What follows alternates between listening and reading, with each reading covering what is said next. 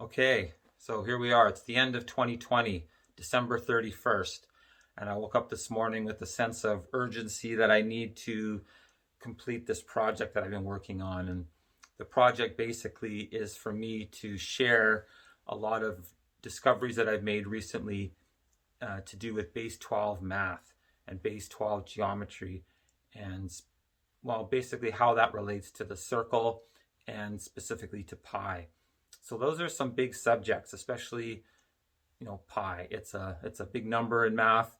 And so any kind of information or new way of looking at it is going to be a little bit controversial or contentious perhaps. And so I feel like that fits with this year. It's been a crazy year, obviously, and there's more to come. If you're watching this, I'm sure it's already 2021. And so we've started the new year and here we go. So what I'm sharing with you in this video is basically it's going to be a series of short videos all stitched together, ones I've been making the last little while. I realize I'm not able to make the perfect video. There's no such thing. So it's just a matter of me expressing as best I can what I've discovered about base 12 math and geometry and how it relates to the circle and pi. And I'm going to share that with you. My intention is to inspire you to look a little more deeply yourself at base 12 math and to consider it as something that's worth exploring, because I believe it really is. And there's a lot of secrets in there that are just waiting to be revealed, really. So that's what I'm going to do. So I don't want to get too far ahead of myself right now. I'm introducing basically my introduction video, and then we're going to just keep going into all the details of the information that I've discovered. And I'll just kind of pop in every now and again and stitch it all together to make sure that there's a nice flow. So again, thanks for tuning in, taking the time to watch this. I hope you enjoy it. And at the end, well, I know you're going to have a lot of things to think about because there's a lot of really interesting and new information in here for you. All right, so here we go. All right, so I have to admit that if someone had told me 4 years ago that I would be spending the last days of 2020 making a video about base 12 math and base 12 geometry and the geometry of the circle and how it all relates to pi, I would have thought that they had me confused with somebody else. But basically, this is exactly what's happening. This is the introduction to a video called, well, base 12 math and the geometry of the circle and how it relates to pi. So this is the introduction to my YouTube channel called Duodecimal Division. My name's Eric Larson. I'm an artist living in Vancouver, Canada. For the last 4 years, I've been studying base 12 math, specifically base 12 geometry, and this video is an introduction to the discoveries that I have made in my explorations, and I'm going to be sharing them with you. I feel like what I've discovered is quite important or relevant for some people who are into math, who are into geometry and these types of topics. So that's who this video is for, people that appreciate math and all that entails. It's a big subject. I'm going to really focus down into some specific aspects of the topic of base 12. And well, what are they? Well, here we go. I'm going to first start the video by talking about base 12. Basically, what is it? What's base 12 and what's the difference between base 12 and base 10? So we're going to start there, and then we're going to look more specifically at the geometry of the circle. We're going to sort of bleed in from looking at base 10 and base 12 to the geometry of the circle. Again, what difference does it make when we approach the circle and specifically the circumference of the circle in base 10 or base 12? So we're going to start there. And then what we're going to do is really embark on a base 12 journey. We're going to go right into the math of base 12, right into the geometry of like working in base 12. And we're going to look at a new geometric pattern that I discovered that only really exists in base 12. So I'm going to explain to you what that means and how that can be. It's a very simple pattern. It's a series of points connected on the XY coordinate plane. And we're going to look at that geometric pattern. I'm going to introduce it to you. And then we're going to use that pattern to generate a diagram that, in itself generates all 360 degrees. A diagram for generating all 360 degrees. So at that point, We're going to go into some real base 12 geometry, and at the end of this video you're going to know how to generate that diagram all 360 degrees. So that's a new thing. Although we already know about 360, we don't currently have a diagram that we can use to actually produce all those degree lines. That's a lot of degree lines if you think about it. So it's a series of concentric circles, and at the end, like I say, you'll know how to generate that pattern. Once that's been established, we're going to go to pi. We're going to look at our current version of pi, the base 10 version. Just point out that it is a base 10 version. We're going to look at the qualities and characteristics of our current version of pi, and then look at the model that we have explaining how it works, what the details of pi are as far as we know and understand them at this point. And then we're going to look at a possible base 12 version of pi and compare the characteristics. How would we calculate a base 12 version of pi? Are there any differences between the base 10 and the base 12 version? If so, what are they? So look at those. Let's look at those different topics, and then that's basically it. We're going to draw some conclusions from all that new information. So this is going to be a lot of new information. As far as I can tell, nobody's really looking at base 12 that deeply. It's more of a cursory glance at the possibility of doing our math a little bit differently, but really, why bother? So that's what I've got in store for you now. A lot of new information, a new way of looking at things. And so I hope you can, follow me through to the end of the video. I've got a lot of really good stuff in here. I'm looking forward to sharing it with you. So here we go. Let's start. First of all, base 12. What is it, and what difference does it really make? Okay, so base 12, what's the difference? So for this example, I'm just going to pretend that I just tossed a handful of red jelly beans onto the board here, and then we're just going to count them as we normally would in base 10. So what we would do is just look for groups of 10, wouldn't we? So we'd see, okay, there's 1, 2, 3, 4, 6, there's a group right here of 10 jelly beans, then there's another group here of 10 jelly beans, and then we have one left over. So that's two groups of 10 and one left over, so we can see, all right, basically there are 21 jelly beans in that group. That would be it. Nice and simple, no problem. But someone that counts in duodecimal would see things differently. They would see that same group of jelly beans and they would count 3, 6, 9, 12, and they go, well, there's one group of 12 jelly beans right there, and then there's 9 left over. So they would say 1 group of 12 plus 9, so to them there would be 19 jelly beans. So one person says 19, the other person says 21. Perhaps they might even get into an argument about it, but we can see from our elevated perspective that whether you say 19 or 21 or duodecimal or decimal, basically it's still the same amount of jelly beans. And so this is where most people usually stop looking and they draw the conclusion, well, it doesn't really matter what base you're in if you're doing your math. Ultimately, it's the same amount of jelly beans in the pile. So it just seems a little bit confusing switching over from one way of counting to the other, and in the end, it doesn't really make a difference. So that's one example. That's one way of looking at the world and our way of approaching it in base 10 or base 12.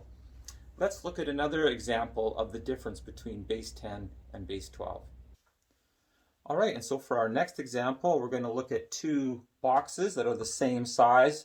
I'm going to give them the dimensions 1 by 1, and I'm just going to divide them up evenly into tenths, or one side into tenths, and on this side into twelfths.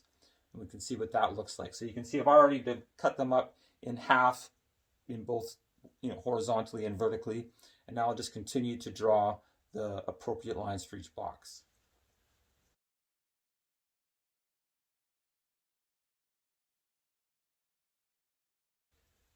Now we'll go the other way.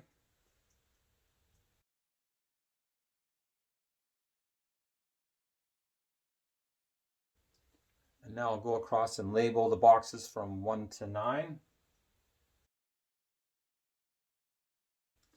guess I'm actually labeling the lines. The boxes are, 1 to 10. There's 9 lines in between the two outside edges. Okay, and now I'll do the same thing for the base 12 grid. So this one I already had the points already marked to make it easier for myself. This one I'm going to do freehand, and we're just going to see the difference right off the bat. So here I can divide these sections in half also. And the same the other way. And then I'm going to divide each of those squares into thirds.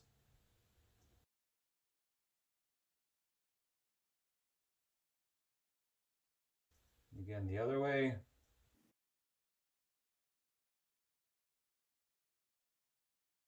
Okay, and again, I'll number or delineate the numbers or the lines underneath.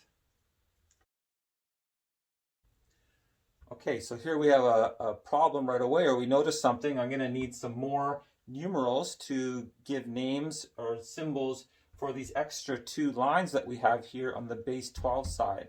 So there are symbols that already exist for the numbers that come after 9 in base 12. What I'm going to be using for most of this video are the symbols A and B, or capital A, capital B.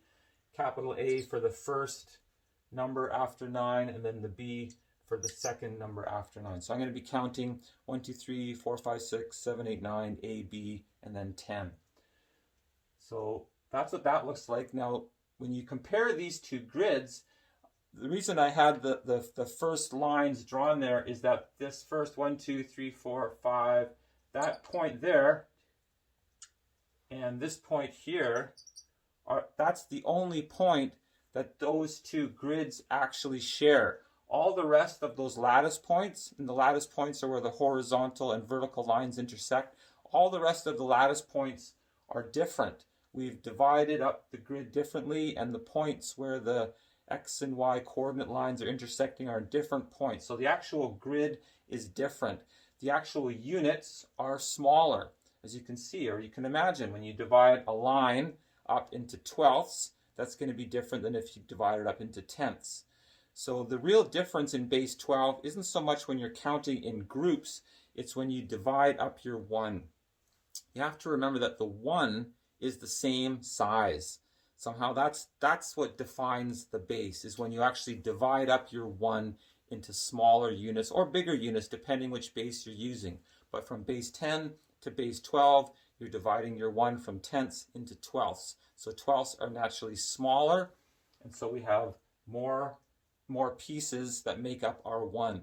And so that goes for the same across the board in terms of it's not just your 1, but every type of number in base 12 is going to be, when you divide it up, it's going to be in smaller units. So an example you could think of is perhaps the square root of 2. If I were to draw a line across both of these grids, we have 1 and 1, so this length therefore becomes the square root of 2. So in this example, 0.1 root 2 is going to be a bigger unit than on this side where 0.1 root 2 is going to be a little bit smaller in size. So on the one hand, the square root of 2 itself in relation to the 1 is exactly the same. It doesn't matter what base you're in.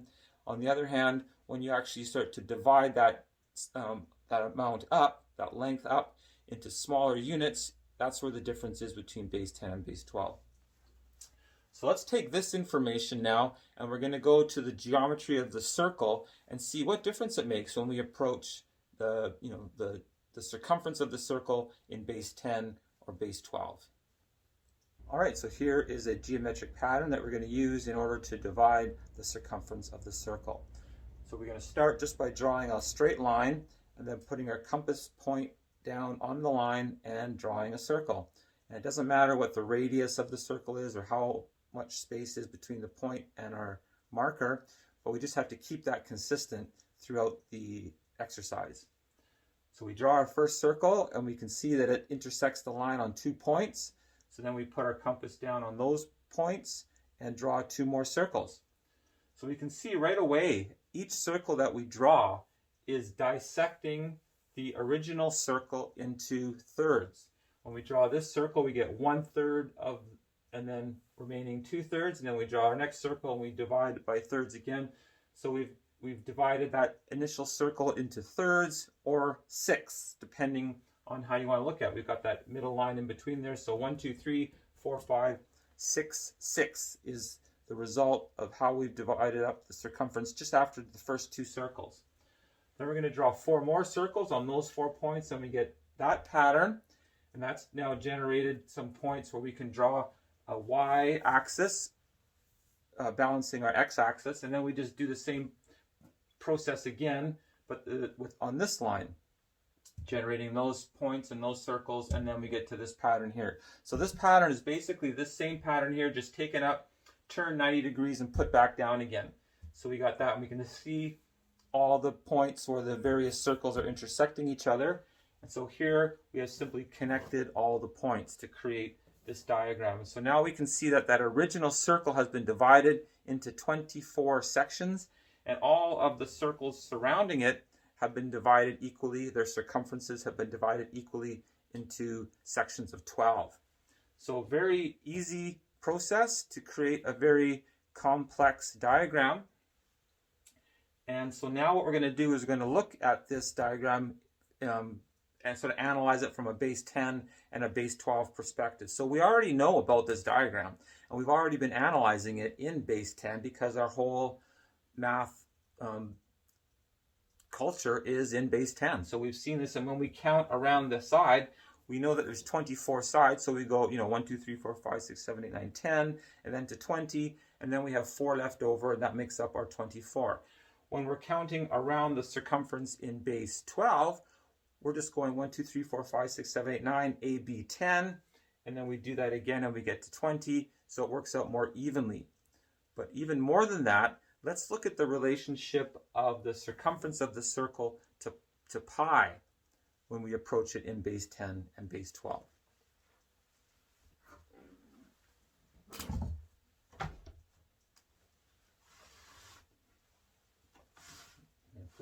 Put it like that.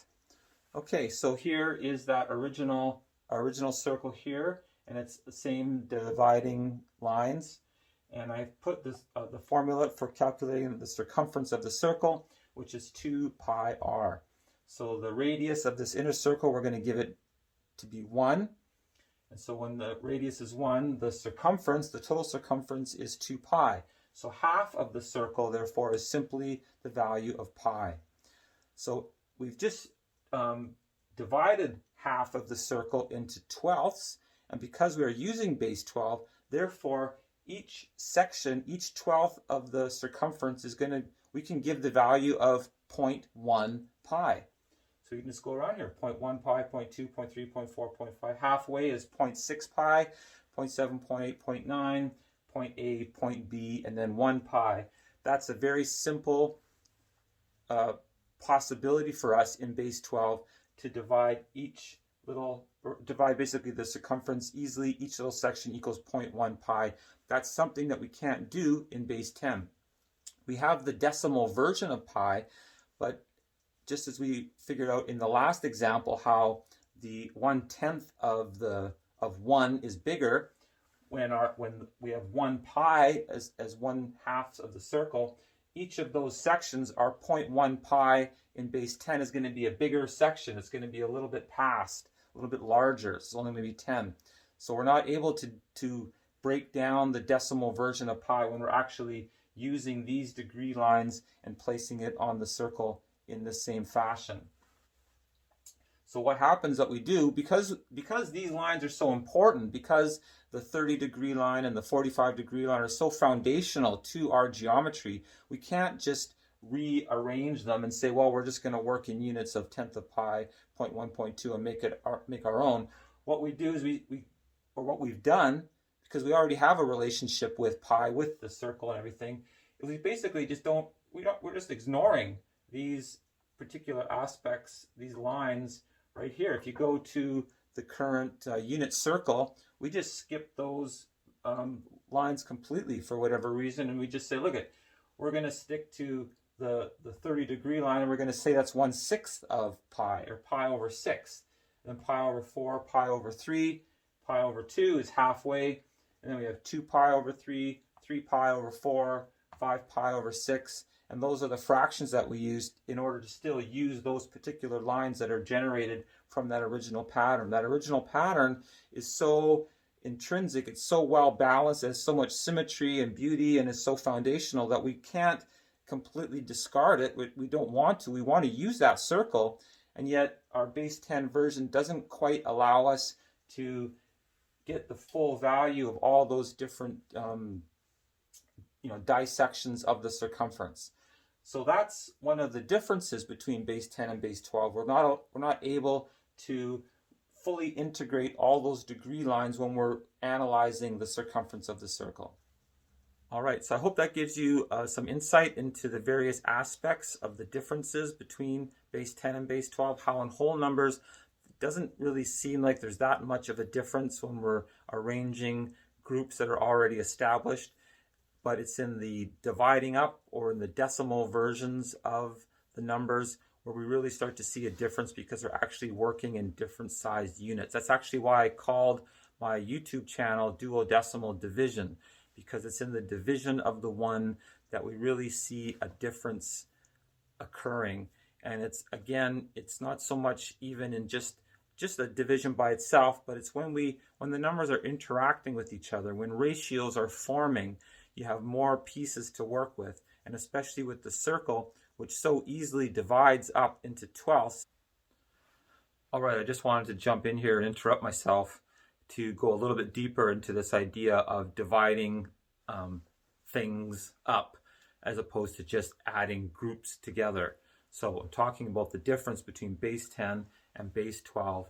And so far we've covered just basically how when we approach, jelly beans or a handful of sand or all the leaves on a tree or the stars in the sky, we're basically just counting up what seems to be already existing groups of things without any real structure within that group. It's just a lump, so to speak.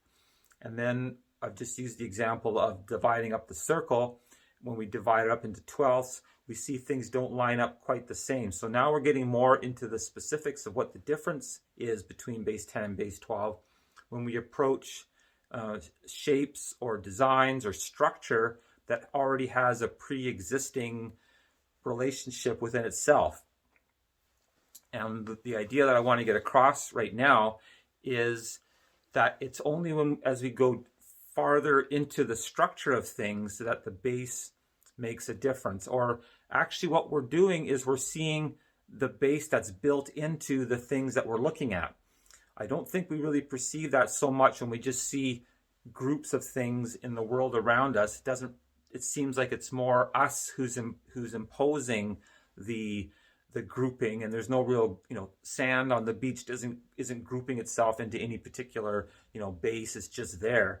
But when we go into the atomic realm or the quantum realm, I'll call it that, where we get into the structure of atoms and then the structure of a proton and neutrons and electrons and quarks and muons and all these tiny little bits. When we're down at that level, at the actual structure of the universe, there it makes a difference. This is what quantum means. It means quanta, tiny packets of energy, packets of these components that can't be divided up anymore. They're individual, and you can't just add another handful of electrons to an atom or something, or different amounts. Everything is very precise, and the relationships between groups of things is extremely precise. You add one particle, one more electron or something, everything changes. So at that level, there is a base, or I'm putting forth the idea that there's a base at the quantum level, and I believe that base is base 12. So we're going to look into this more as the video goes on, but I just want to introduce this idea now that that's where the base really makes a difference. We see it starting in the circle, but even then it sort of seems like, where's the structure? Where's the actual structure? And it's basically the structure is in the physical universe that we live in. That's where these numbers sort of emerge from. And so this is the idea that I want to get across, that the base makes a difference when we go into the really, really small. Okay, so now what I want to do is introduce you to this geometric pattern that I'm talking about. And again, it's this pattern, it's already existed. You're going to see it's already been there all the time, but it hasn't really been noticed by us because we've been approaching it in base 10, or we haven't actually even approached it. It just didn't show up on our radar because in base 10, there's nothing significant about it. But in base 12, we start to see a pattern around this this pattern. So you're going to see that now. So keep this idea in mind that that the base 12 does make a difference when we start to pull things apart and look at how shapes and patterns and the structure of the universe, what it's all made of, how it all interacts with itself. Okay, so here we go. Here's that pattern that I keep talking about. Okay, so here is that pattern. As you can see, it's a type of dodecagon. It has 12 sides. All of those sides are equal. And here I am showing it to you still on a base 10 grid. I just wanted to show it to you in this format because this is where it's been sitting like the whole time kind of thing.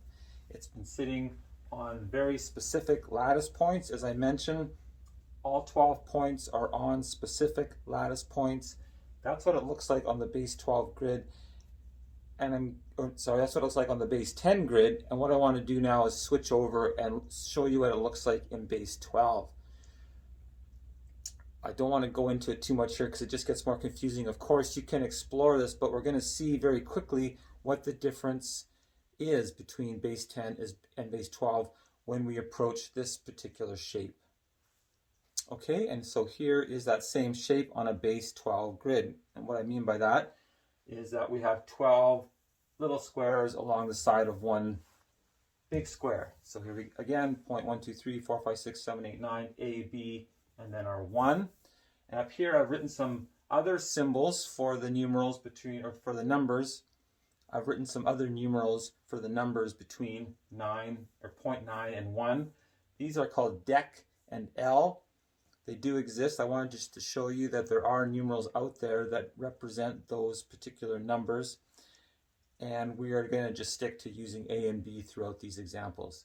So this is the dodecagon that I've mentioned. What we're going to do now is start to analyze some of its properties, and we're going to start with just looking more closely at the actual lengths of the sides.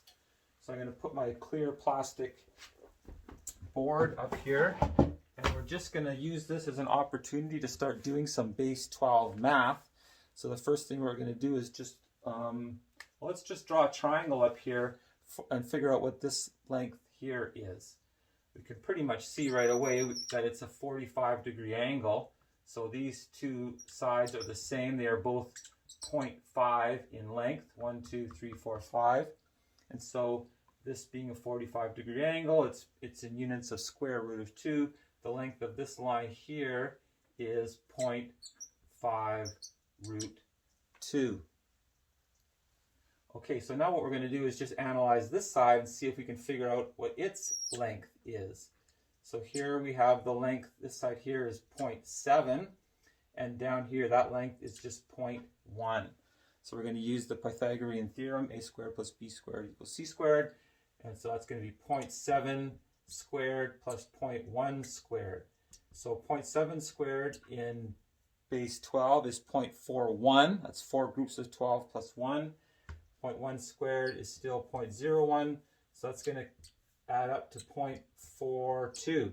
So the hypotenuse of that triangle is the square root of 0.42. So is 0.5 root 2 the same as the square root of 0.42? Let's just find out. We're going to square 0.5. So 0.5 squared equals 0.21. So yeah, we can see that the square root of 0.21 times the square root of 2 equals the square root of 0.42. So yes, we've determined that all the sides of this dodecagon are all the same. They're all equal to each other. So that's the first way, or actually there's two ways of connecting those points. We've connected them on the actual grid. We're putting lines through some of the points, and we're connecting them by creating a dodecagon by connecting them sort of in a circular fashion. So now we're going to look at another way of connecting those points, and that's by drawing lines through the center of the dodecagon. All right, so that's what this looks like. You can see the lines there, and now we are going to analyze this triangle right here. We're going to see how closely that triangle or its dimensions fit an actual 30-degree or special right angle triangle. And I just wanted to acknowledge that I am referring to those triangles, the 30-degree, 45-degree, 90-degree, in their base 10 equivalents, or using those names for them sort of as their names as opposed to their actual values. Of course, in base 12, they have different values, but we're just going to stick to the base 10 version for now. So how close is that triangle to the dimensions of a 30-degree triangle? Well, let's find out. Let's just go over its dimensions itself. First of all, we know that that length along there is 1. This length there is 0.7. 0.7 equals the square root of 0.41. This is 1, and so therefore this is square root of 1.41. So let's put the whiteboard behind.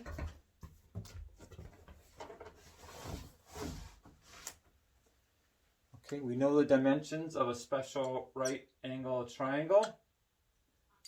Have these little marks here. It's going to be square root of 3 and 1 and the square root of 4. So what does that triangle look like if we give it the dimensions of square root of 3? It's going to multiply all these sides by the square root of 3. We have that 1 there, so that's square root of 3. Square root of 3 times square root of 0.41 equals the square root of 1.03. Let's just write that out here. 0.43 times the square root of 3 equals square root of 1.03, and this is going to be therefore 4.03. So we can see that this triangle is a little bit bigger, has a little bit more angle here. If that's 30 degrees, this is going to be 30 degrees plus a little bit more than this triangle. Okay, so that answers our question. What's going on? Let's take a look at the board or our diagram and see what implications that has.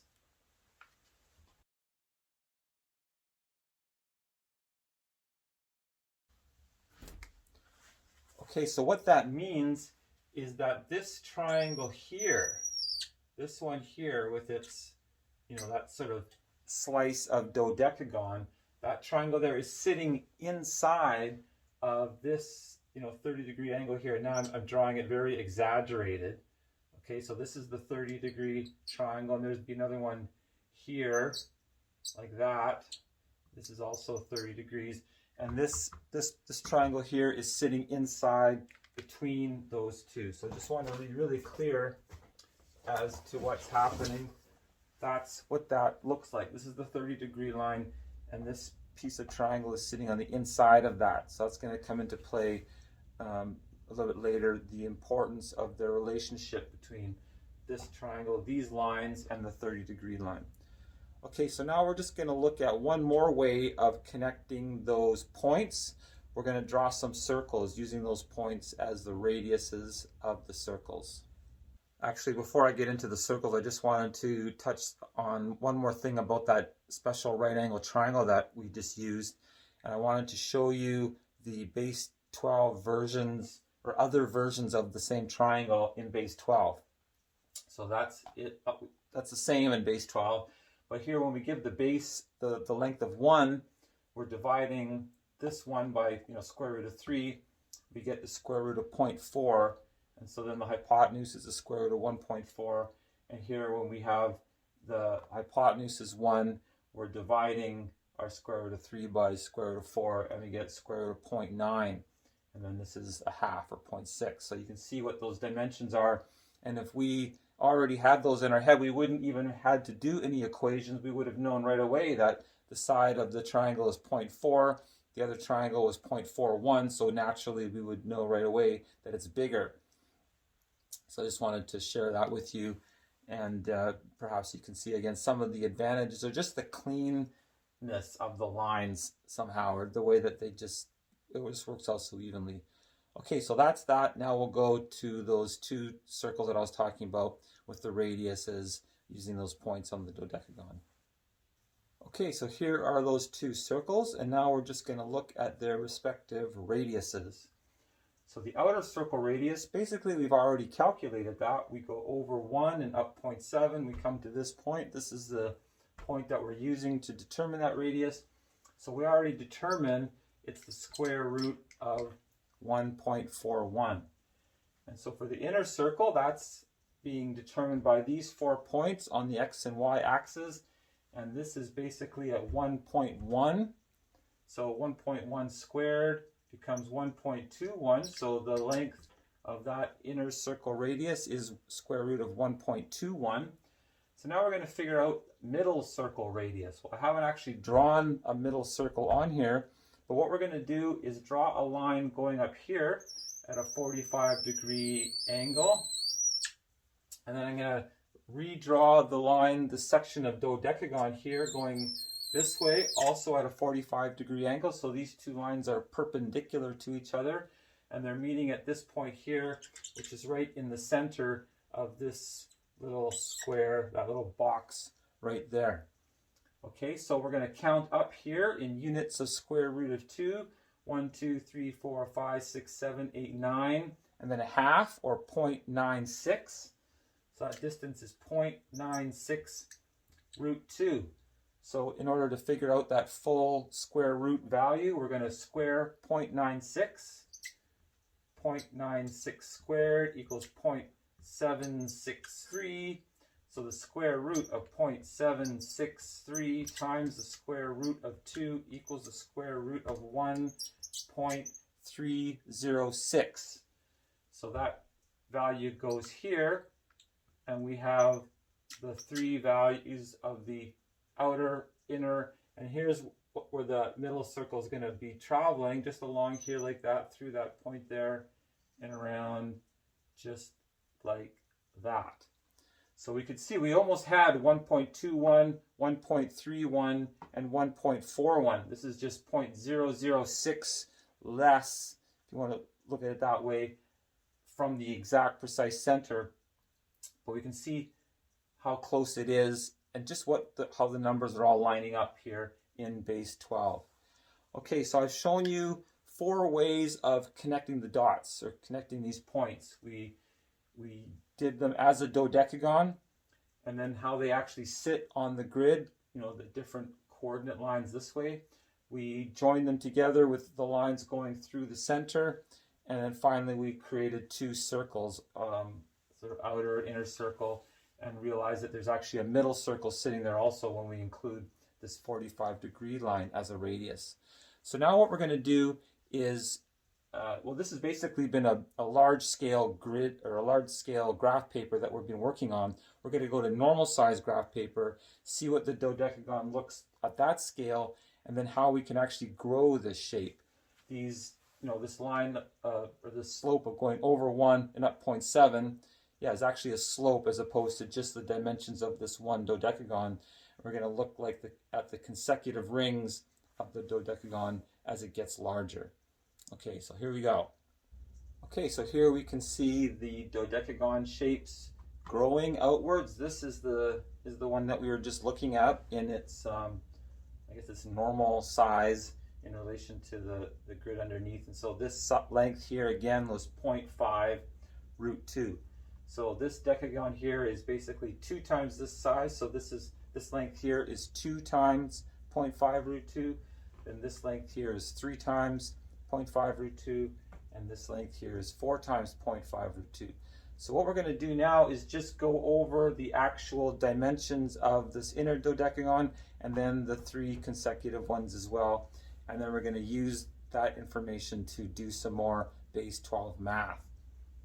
Okay, so if that length there is 0.5 root 2, I'll just write that up here. You can see that, yep, 0.5 root 2. Then what's the entire length of that perimeter? Well, it's going to be 0.5 root 2 times 1, 2, 3, 4, 5, 6, 7, 8, 9, AB 10. So 0.5 root 2 times 10 equals 5 root 2. And then what about this distance across here? Well, we just figured out that I'm going to call it a radius. If we were to draw that circle there, was 0.96 root 2. I'll just write that down here again. 0.96 root 2. If we multiply that by 2, we're going to get 1.7 root 2. Okay, so those are our 2 lengths. And I'm going to keep calling this, radius and a diameter. I'm not sure if that's the exact right terms for a polygon at this point, but that's what I'm going to call them. So now we're just going to look at what's the perimeter of the second, third, and fourth dodecagon, and what's the diameter of the second, third, and fourth dodecagon. So basically it's just going to be this same thing times 2, and then times 3, and then times 4. So I'm just gonna write that out quickly and then put the whiteboard behind so you can see it.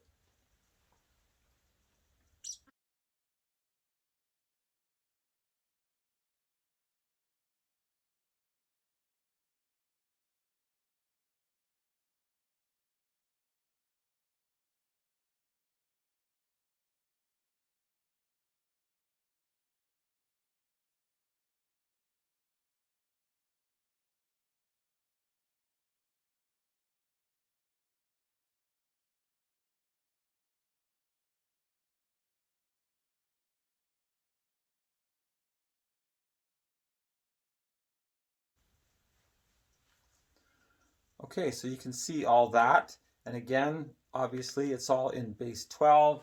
Some of those numbers are going to look a little bit funny, but they all work out. Of course, you know, normally 4 times 5 is 20, but we have one group of 12 plus 8. It's all the same thing. So now what we're going to do is another very familiar equation is dividing the perimeter of our dodecagon by the diameter. Okay, so I'm just going to go along here. I'll do the first one here. We're going to divide 5 by 1.7. So 1.7 into 5 is 3 times, and 3 times 1.7 is 4.9. So we have a remainder there of 0.3, and we're just going to stop right there for now. So that's the first version. Now the second one, we're going to do the same thing. We're going to be dividing A by 3.2. Again, 3 times 3.2 is 9.6. So here we have a remainder of 0.6. And again, we're just going to stop right there. The third version, 13 divided by 4.9. Again, 3 times 4.9 is 12.3. So we have a remainder of 0.9. And again, these are all in root 2, so I'm just putting these numbers here without the mark. And so the fourth ring is 18 divided by 6.4. 3 times 6.4 is 17. We have a remainder of 1, and again, it's all in units of square root of 2. Okay, so that was interesting. Now, what can we do with all this information in terms of our diagram? Which again, just to remind you, we are working towards a complete diagram that enables us to generate all 360 degrees. So that's where we're going. Now it's going to start to get interesting. We're actually going to start to draw or create some geometry that's going to lead us towards the generation of all those degrees. So here's what we're going to do. We're going to take this information and we're going to apply it to the fourth ring of the dodecagon. That's going to be the first ring of our diagram. So we're going to, okay, here's how we do it. Here we go.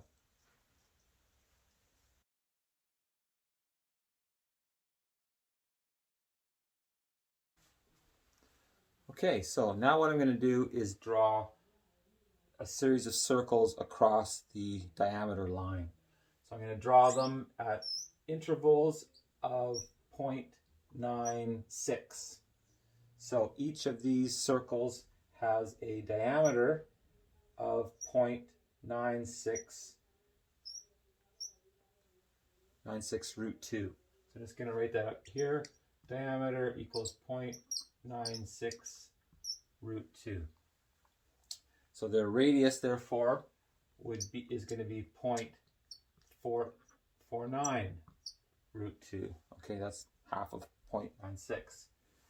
Okay, so what we're going to do now is divide these circles into the diameter. So we know that or into the circumference. So overall, it's going to go 3 times that whole length, 3 times into the circumference.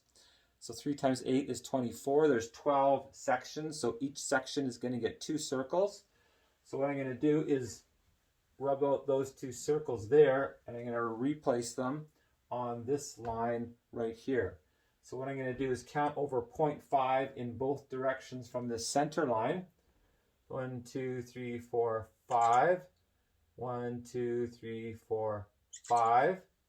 And I'm going to draw the circle.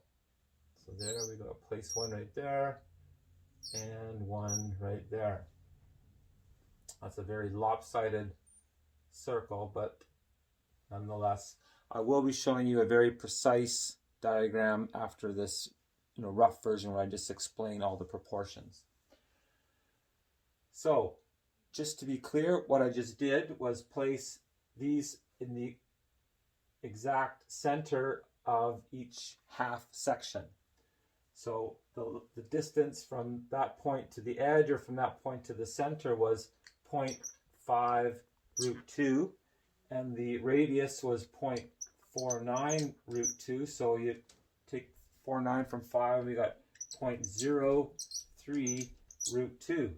So we have a gap between the edge of the circle and the end of the line of 0.03 root 2. Then we have a gap on this side also between the edge of the circle and the center line of 0.03 root 2, and then the same on the other side for the other circle. 2 more gaps on either side of 0.03 root 2. So 0.03, 0.6, 0.9, AB 10. We have 0.1 root 2 is the total amount of space on either side of those two circles within that section of the dodecagon. Now we just worked out that in the entire dodecagon, the amount of remaining space after dividing the diameter into the circumference is going to be just 0.1 root 2, so or just 1 root 2. So here we have 0.1, multiply that by 10 for the 10 sections in base 12, and we get 1 root 2. So we can see everything's balancing out quite nicely. So now what do?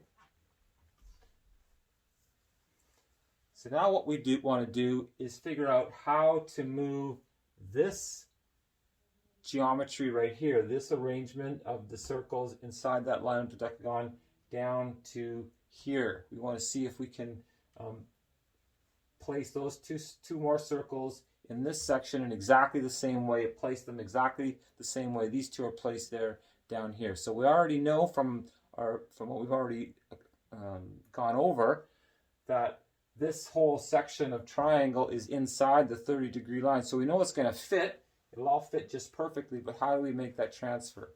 So here's what we do. First thing we're going to do is calculate the radius of that circle that's 4 times 0.96. So the circle that's going to be generated from this center point where this line here is crossing that line there. What's the radius of that circle? So basically I just said it's 4 times 0.96. Well, that equals 3.2 root 2. So we're going to square 3.2 and just find out what that complete square root value is. So 3.2 squared equals a.04. So the square root of a.04 times the square root of 2 equals the square root of 18.08.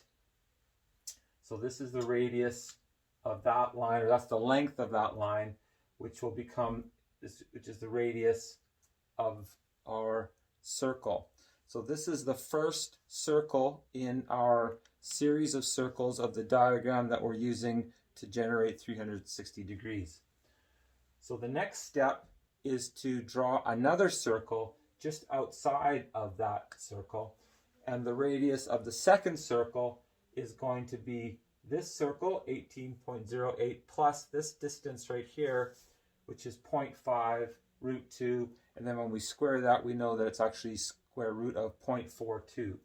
So 18.08 plus 0.42 equals the square root of 18.4a. So that's the radius. So basically we go up here, we use the Pythagorean theorem to add length to our radius by adding it at a right angle, and then we've created a new hypotenuse of 18.4a. So what we're going to do is we're going to draw 2 circles.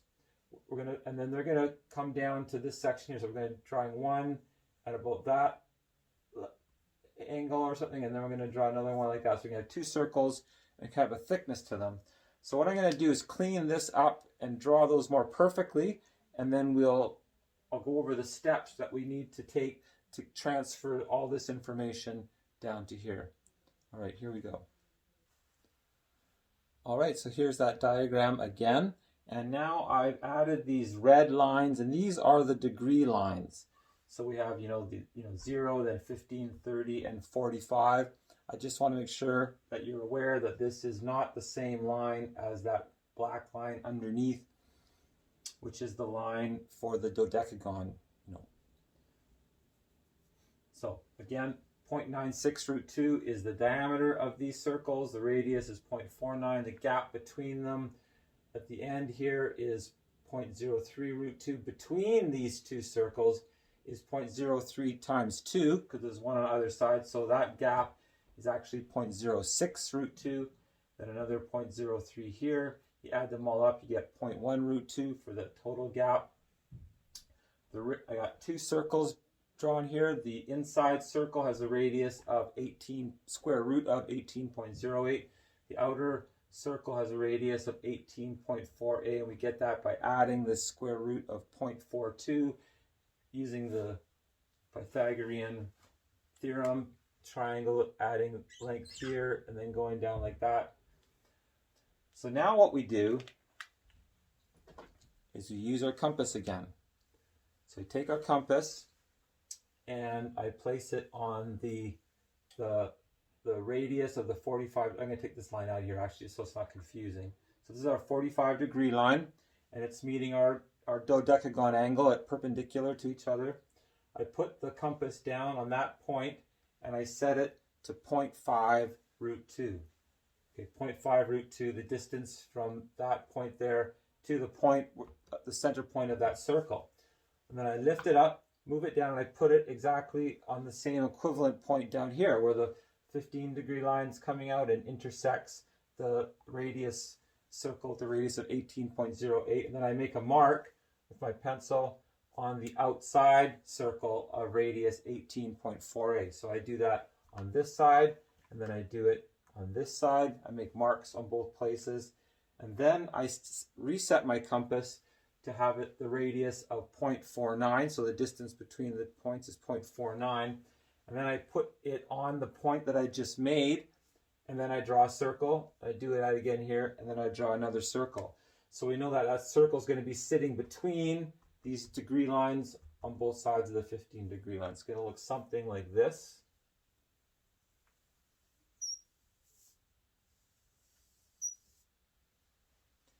There you have it. So those are positioned exactly the same as those circles are in relation to the center and to the 30 or 15-degree sections that we're presently using. So now what we have this straight, I'm just going to push this over for a second just to remind that we have that straight line of a dodecagon there, and we put the two circles on it, and that this line here is stopping just before the 30-degree line. And so now we can do the same thing here. We can draw a line between those two circles, and that line is going to be perpendicular to that 15-degree line. That's going to be one of our points for the inside circle. And now we can also connect these 2 points here, the center of this circle and the center of that circle. And because the gap between that circle and the edge is 0.03 root 2 and the same on this side, now we create another gap between these two circles of 0.03 root 2, just like is on the other side, on either side of this line. So basically we have a line coming down here that has a thickness of, basically 0.03 root 2 times 2 equals 0.06 root 2. So this line is a thickness of 0.06 root 2, and this line here has a thickness of 0.06 root 2, and this line has a thickness, and all of our degree lines, all of our 15-degree angle sections all have a width around them now of 0.03 on either side. So we're getting close to finishing our first ring of this diagram. What I'm going to do is just erase these arrow lines here. And I'm going to add another element now. And that element is this. I'm going to draw a circle, a big circle, around both of these smaller circles. So it looks something like that. Okay, I'll draw part of it here like that also. So this is the actual circle that is defining this 30-degree section. So we have a 30-degree section, another 30-degree section, and the overall diameter of that circle is the entire length of that dodecagon, which was 1.8 root 2. So that was that entire length.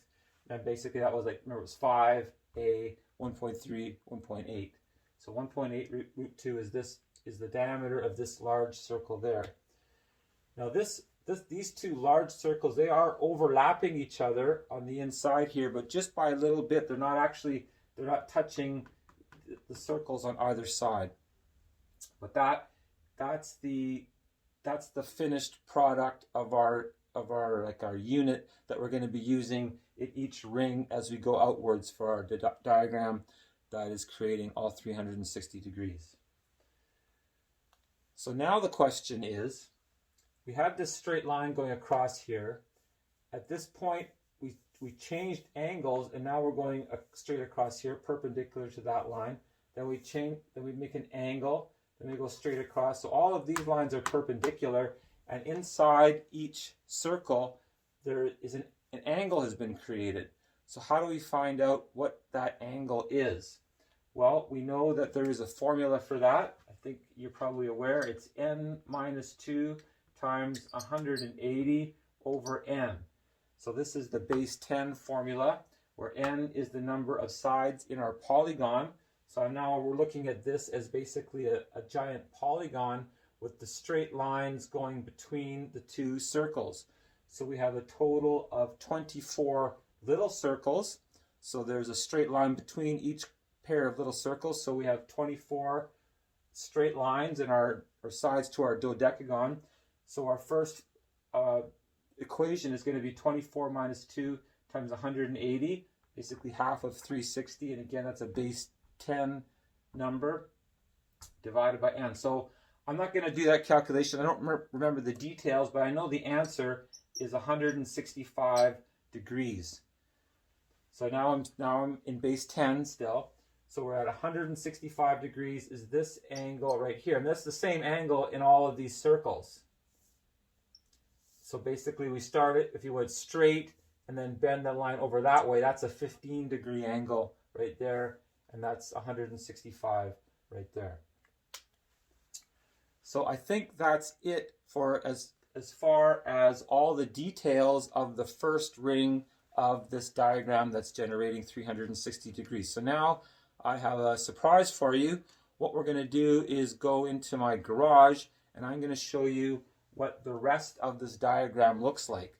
I've built the next rings on a, as you can see, the scale is very large, using the same scale of graph paper, where one little square is 1/4 of an inch, if you know your inches.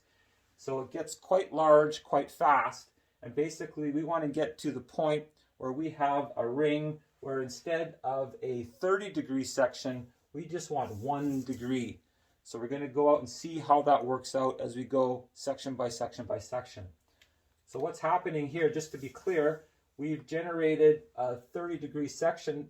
We've got a halfway mark there of 15 degrees, and we've also, by having a point where each of these is centered exactly between this bigger thing, we've created, basically, we've divided that first 30-degree section into 4 parts, where it's like basically 7.5, 15, I was at 22.5, and then 30. And again, I'm saying all these base 10 versions of the degrees. So that's what we've got here. And now we're going to do another step in that same, 8 square root of 18.08. We're going to do the same length again, and then we're going to be able to divide our 30-degree section by 8 and see how that works out. One thing I'm going to add is each time we generate the inner circle and then the outer circle, we're always going to be adding 0.42, or the square root of 0.42. That's always going to be that same distance, but as our inner circle gets bigger, the gap between the two circles is going to get narrower and narrower with each consecutive ring of the diagram. Just to keep that in mind, it gets more and more precise, very thin line as we go farther and farther out. Okay, so I think that's it. We're going to go out there, look at that diagram, and come back here, and I'm going to give you more information as far as how all the calculations work out, and then we're going to go into the rest of the video about pi. Okay, here we go. Okay, so here we are out in the garage, and there's the diagram that I'm talking about. I just want to show it to you from back here. You can see it's quite large, and it's a series of concentric circles, basically. So I'm just going to bring us in closer here, and come into the beginning part of the diagram here. It's a little bit cramped, so I'm just going to see if I can fit this in here like that. All right. Okay, actually, I'm just going to grab my hat here. It's kind of cool. A bit warmer. Okay, good. So you can see it's a duodecimal diagram. So here I've really committed to base 12, and all the numbers are in base 12 with just some in red. The base 10's in red, just to kind of keep an anchor somehow, so you know a little bit if you get lost. But yeah, base 12 math, otherwise known as the Dozenal system. Here's the Pythagorean theorem, how it relates, how this b side here is a combination of the 0.49 and the 0.03 root 2, adding up to 0.5, and we're always adding that on every ring as we go outwards. And then here's the formula for calculating the interior angles of a regular polygon, the base 12 version, the base 10 version, and is the number of sides. Up at the top here, I've got the two symbols for dec and L for A and B. Okay, and so there's our the original ring that we were just working on, the first ring in the circle, or in the diagram. And I've put these sort of cardboard circles on top because when I first did this, I wasn't really sure about that design, but I realized it's very important to have these. So I came out and added those because I wanted you to see the structure, that's what we're using to really build this diagram. And so on the first ring, there's going to be 12 of those big circles. And then we're always going to start with those. So that 39 degrees, that's 45 degrees in base 10. You can see it goes up, and every ring we start with that. We can use that to draw our first set of circles, and then build off of that. And so you can see in the second ring, it works out very quickly. We can use this in between line there to have our next one, and we just go along and do that same process of putting our compass. I brought my compass out just to sort of remind you how we do that. We put the compass here. We draw the sort of inner ring and the outer ring, the large circles, and we use those to as kind of anchors to put the compass on and find the points, and then we measure down and do the same thing again. Just keep doing that. So then the next ring, as it gets wider, we see here I just have like 1 point, one circle between these two. So that's very easy. We've got both our circles. Basically, we already have that degree line. So I just put the compass down on that point and draw my circle. That's how we get those points. And then on the next one, we can see we just do pairs of circles all the way along. And then here it's in 3. So basically what we're doing here, we've got these degree lines already.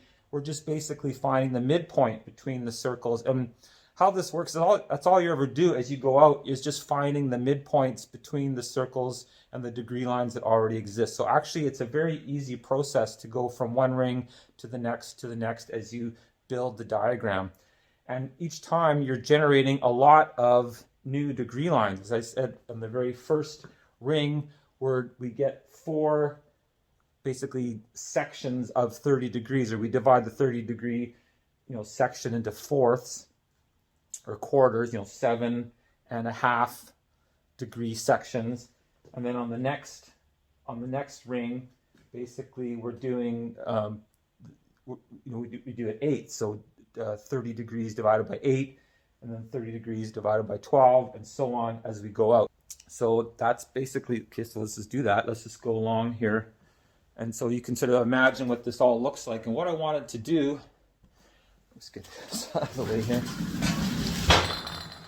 Get this out of the way, is come back. My goal was just to see what this all looked like and make sure that it actually worked when you applied it, physically, and it works great. What I wanted to do was get to a point where I was just going up in 1 degree sections, and I did that here, but then I realized that I wanted to actually have those, double circle sections. So I'm only halfway at this point. So this is where I am now. I'm at 15 rings out, and so we want to go all the way to 30. So it's like halfway basically to where one of those big round circles is actually 1 degree. So here, so you can hear it's down here. Can you see that? Yep, here we have, that's 1 degree. So one big circle is 2 degrees at this point. So then it would just keep going and we get to 1, we're halfway there. So that's basically it. I just wanted to show you this in terms of what it looks like, and we can go in now and then we can talk about what the angles on each ring as we go out, as the circle gets bigger and bigger. The inside angle of each circle is going to open up, get wider and wider as it approaches 180 degrees. And then what all the angles are as we divide up, the 30 degree section, it kind of unfolds in a certain pattern. We'll go over that until we get to the 30th ring, where we're just going up, or the circle's been divided up into 360 degrees. So that's basically it. I think that's it for now. You see what that looks like. It turned out quite nicely.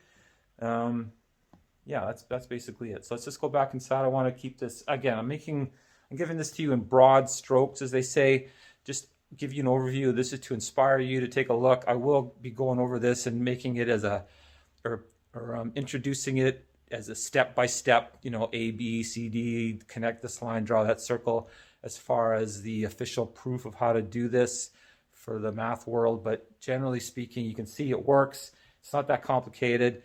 This is base 12. This is something that doesn't exist right now in the math world. So that's one of the things I wanted to show, that it is possible. Actually, I think I've shown pretty easy so far. So let's go back inside and finish this up, and then we're going to talk about how this relates to pi. Okay, here we go. Okay, I hope you enjoyed that little excursion. My original plan was to have made that.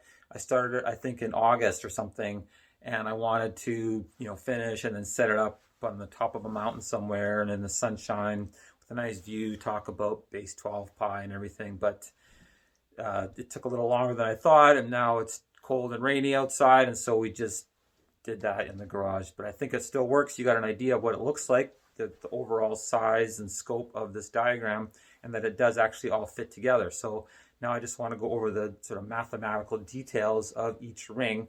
So the first thing I wanted to do was just go over the gaps in each ring. Like, we have the small circles and then the big circle, and then there's the space between them all. So the space between the circles, in the very first ring, we worked it out so that it was basically just 1 root 2. And so that was this equation here. We did 6.4 into 18. 3 times 6.4 is 17. We got 1 root 2. We've done that one already. So basically, we're just going to multiply, the circumference. I'm going to call it the circumference now, and the diameter by 2.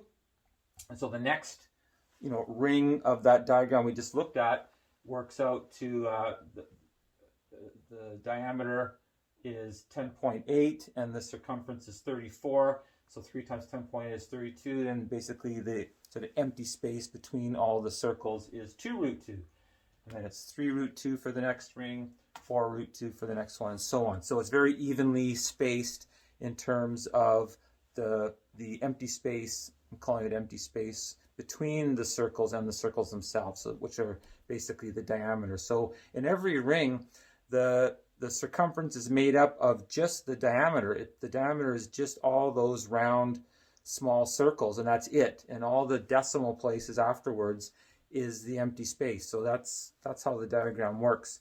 So that you can see that works out as you keep going out. It just, the empty space is just units of the square root of 2. So now what we're going to do is look at how each ring is divided. Basically, the equation is going to be 30 divided by 4 for the first ring, and then by 8, and then by 12, and just keep going like that and see what those angles work out to. So I'll just clean off the board and then we'll get into that. Okay, so here are all those numbers. I've written them in base 10 and base 12 to help everybody understand what's going on. And so again, this is what that shape looks like, the big circle with the 2 little ones inside with the line going through, and this line has a thickness or a width of 0.06 root 2. And so this is, on that diagram, the very first ring, that was a 30-degree section. And so we're dividing 30 degrees by 4, you get 7.5. In base 12, 30 degrees is 26, 2 12s plus 6. And so that basically works out, 7.5, 15, 22.5, 30. So this is what we're dividing up by. First 4, then we have by 4 basically. So we have next one, we have 2 of these. So we're dividing up the 30 degrees by 8, and then by 12, 16. You can see what happens right there. That's what it looks like in base 12. So this is the sections of these are the degrees that we generate with each ring. So the first ring is 7.5, then 3.9, 2.5, 1.86, and it just gives you an opportunity to compare the two sides. Here we have our first repeating decimal. This one works out more cleanly. 0.8, 0.9. Here's a 8.2. The 2 starts repeating. Here 0b, 0b is repeating. Is repeating here, and then we get to half a degree, and this is where we were, the 15th ring. So how far we got in the garage, and I said that one of these was basically 2. It was 2. The whole thing was 2. So a half, then 1, a half, 1.5, 2. So we're in half-degree sections when we draw a line through this bottom ring, when this big circle is at the very edge on that 15th ring of the diagram. So that's that far. I'm just going to do the same thing again for the next 15 and see how it divides up even smaller, and then we'll just keep going. Okay, and here we're continuing with the next 15 rings that we weren't able to fit in the garage. And again, I'll start on the base 10 side. You can just see what's happening. We're continuing, dividing 30 degrees by 64, then 68, 72, and these are the numbers that we're getting comparing to this side. So again, you can just see, even when they work out evenly, the base 12 is just a shorter number. Somehow it just works out a little bit nicer in a way. 26 divided by 60 is 0.5. Here it's 0.416 with the 6 repeating. Of course there's still repeating decimals and all that kind of stuff as it goes on, but working our way down, 26 divided by 68, 0.46. Here's 0.39. So basically we're getting all the way until we get to 0.3 on this side. And again, what that means is that we're on the 30th ring. Here's that. This will be sitting either like this, this is our half a degree. This is 1 degree from the top to the bottom. So we've got basically 0.3 is where this bottom circle is going to be sitting. So it's basically 0.3, 0.6, 0.9, and then 1 degree, where this line here is coming through the space between this circle and the next one above. Got a couple of these here. So basically that's what's happening at the very last ring, is sitting like that with a little bit of a tilt there, but hardly anything. Okay, so that's what that looks like. And then of course the space between these two circles is the same thickness as the gaps between these two circles. Okay, so that's what that looks like. Again, 0.3, in base 10 it's 0.25. That's all that information. As far as the dividing up each giant ring, I mean, as you can imagine, that's a huge last ring compared to the beginning the very first one in terms of how this diagram grows. But of course, you need to do that to really give each degree some space around it. 360 degrees is a lot of degrees, so that's how you do it. You simply have to keep creating consecutive circles, consecutive rings, or concentric, all have the same center point, and eventually you get to this point. So now what we're going to do is we're going to look at the angle that's formed on the inside here. When this is sitting at the very end, what's the angle in there as we come straight up off the x-axis, and then this has to turn just a little bit to go through here, and that line's perpendicular, and then hits there, then that angles again and goes up. So we know that the very first ring, the inside angle was 165 degrees in base 10. So now we're going to just look, I'm going to do the same thing here. We're just going to go through each ring from the first ring to the 30th ring, and we're going to see how that formula plays out. What is the angle inside of each? Basically, it's a polygon, but with a lot of gaps in between it. So here we go for that information. Okay, so here we are, and again, I've written base 10 and base 12. I just wanted to go over that formula and actually show it working. So again, in base 10, n minus 2 times 180 divided by n, where n is the number of sides in the polygon. So that's 24 was the original ring, the very first inner one. It had 24 sides. Basically, there's 24, 12 of the big circles, 24 little ones. So each, the line between each of those circles is a straight line, so 24 sides. 24 minus 2 is 22 times 180 is 3960 divided by 24 equals 165 degrees. Like I said, here's the same thing in base 12. So 180 in base 12 is 130. So the same thing, and 20 is 24. So 20 minus 2 is 1a. Times 130 is 2360, divided by 20 is 119. So that's exactly the same, again, just different number, but it's a whole number. That's degrees. So 119 degrees is the degrees inside the very first ring, each of those small circles. So what I've done here is I've just written now all the base 12 degree answers to that instead of comparing both. I feel like the base 10 is kind of getting a free ride here. This whole diagram is generated by using base 12 geometry. So I think I'm starting to feel more and more like letting the base 10 go and just focusing in on the numbers for base 12. But I want you to know what's going on, because you can lose yourself really fast. Or I can lose myself really fast with this base 12.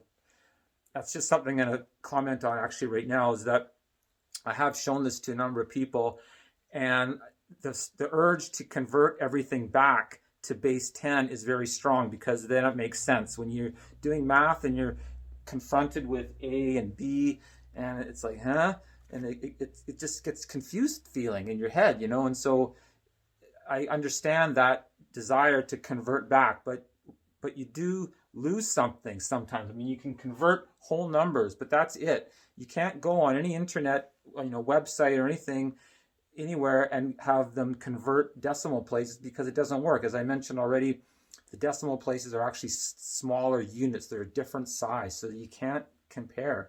And so when you're talking about decimals, you really are talking about a completely different size number. The only way you can convert is if you go into fractions, like we've done with the unit circle, fractions of pi over 6, instead of being able to just say, 0.1, 0.2, 0.3. So there's a real difficulty in converting back and forth, and you can get lost. It can feel very confusing. I understand that desire, but really until you can just immerse yourself into base 12, and that's going to be the challenge, because we're going to get into some really interesting results in the numbers, and then there's like, well, what do you do with this? We're going to come back to that, but unless you stay in base 12, it's all kind of irrelevant. So my intent with these videos is to really create a desire to really commit to base 12 and really see where it goes, because it's going somewhere. And so anyway, that's just a little bit of a foreshadowing. I anticipate that people are, this is going to be your experience, and just to say I'm aware of that. I acknowledge this isn't easy it's a little bit difficult. And I understand also if you're a mathematician, you've been working in base 10 all your life. Everybody has. So the idea of kind of starting over in base 12, you got to learn your basic, multiplication tables in base 12. And, the fact that we have technology, calculators and apps and everything in base 12 makes it a whole lot easier. That's another reason someone, has come up a couple times. People say, hey, haven't we already been working on all this stuff for thousands of years? How come you're saying you've discovered something new? I think someone else would have discovered it already.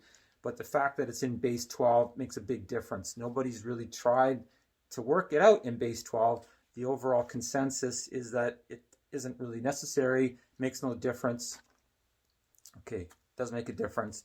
Now we're at an age where going deep into the structure of the world, the universe, if the universe is built in base 12, then we have to commit to base 12 math. It's as simple as that. Okay. The second ring, 124.6 degrees. So it's a big jump from 119 to 124, then 127, 128.3, 129 at the fifth ring. So we're just going out, and that inside the circle, that angle is getting bigger and bigger. We're working our way to 130, 129 at the fifth ring. Now, again, base 10, you think, oh, well, we're almost there already, but no, we still got to go 129, 129.6. 129.A, 12A now, 0.16, 0.4, 0.6, 0.7, 128, 0.9 on the 10th ring, 11, 12. So the 13th ring, which is the 15th ring in base 10, that's where we were again in the garage. 12B is the angle, so that's 179 degrees. So we're 1 degree off of a straight up and down line at that 15th ring where we were in the garage. And that's only halfway to the end of that diagram where we get to a full 360 degrees. So after that, we're at 12B, 0.09, 0.12B, 3642A, 0.2. You can see how it keeps progressing closer and closer to, 12B or 1, yeah, 12, or yeah, sorry. You can see we're getting bigger and bigger. And 123.39, 0.46. I don't know if you can see all the way down there. I've only been able to go right to the 26th, which is the 29th, the 29th in base 10, 25 to 25th ring. It's 12B, 0.5962. So that's the angle. So the last ring, what I'm going to have to do here is I'm going to erase this this side here. Let's just get rid of this base 12. Actually, I guess I can just erase all of this. And we're going to do that same calculation for the very last ring of the diagram. So again, we're at the 26th ring, which is the 30th ring in base 10. And so we've got the n equals 500. So that's 720 in base 10. So that 500 minus 2 times 130, over 500, right? Okay. So that's 4BA times 130. That equals 62960, and then we divide that by 500, right? 500, and this equals 12B.6, which is basically 179.5 degrees in base 10. So we're at, 100, that's where we are, 12B.6. So we're half a degree away from a straight up and down angle, I guess. So that's basically it as far as the inside. Again, the inside angle here is that angle right there is basically half a degree. So what I'm going to do now is erase this, and we're just going to take a final look at the very outside ring what it looks like with this sitting out there, the angles, how that all works out, just to kind of finish this particular diagram and show what it looks like. I think I've given all the other information that's relevant. And then again, we can start looking at pi, how this all relates to pi somehow. Okay, so I'll just clean this off and then we'll draw that final diagram for this 360-degree diagram. Okay, so here we are with the final diagram, illustrating the diagram out in the garage, and just all these diagrams that are illustrating how to do 360 degrees using base 12 geometry. So I've done a little, just kind of reiterating what we did in the garage there, starting with all the various rings all the way to 30, basically 30 rings, or 26 in base 12.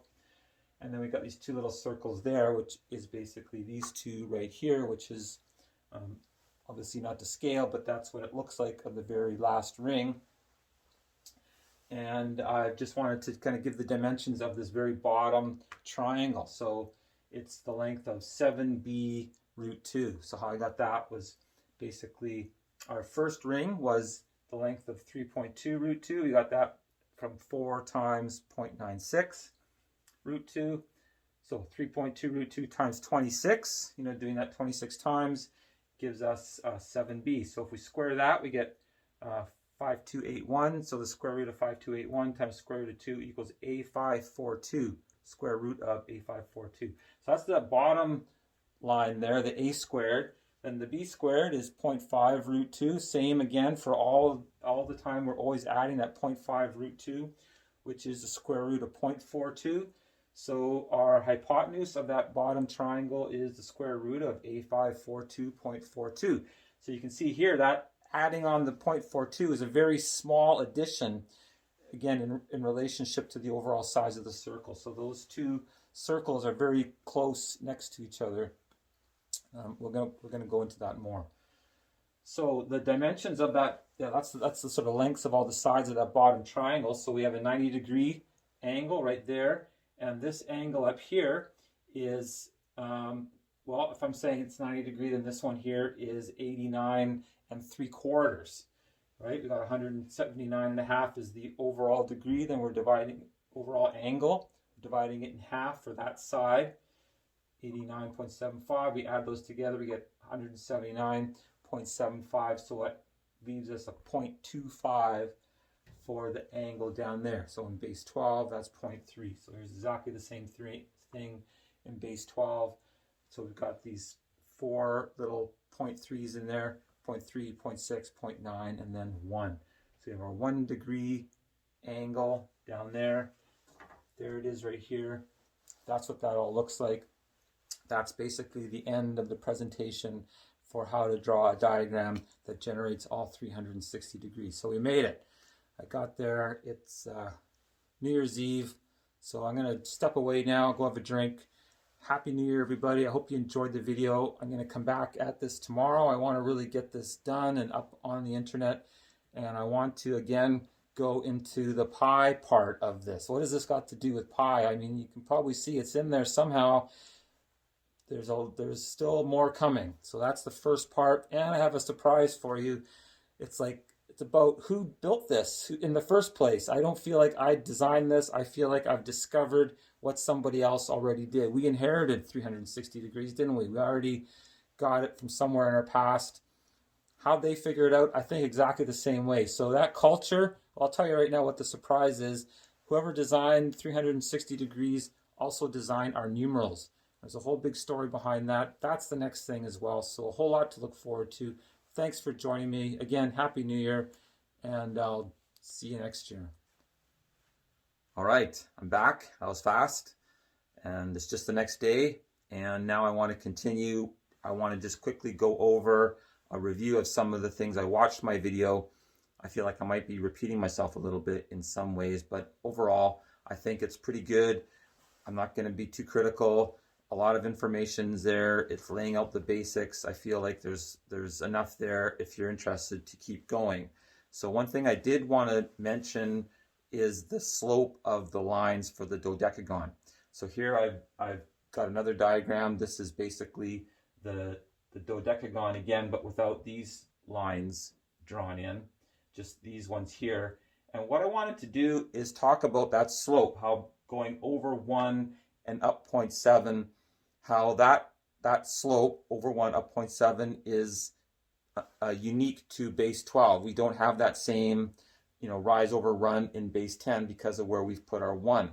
And because we're going over the 1 and up 0.7, that line can also be broken down into going over 0.1 and up 0.07 or 0.01 and up 0.007.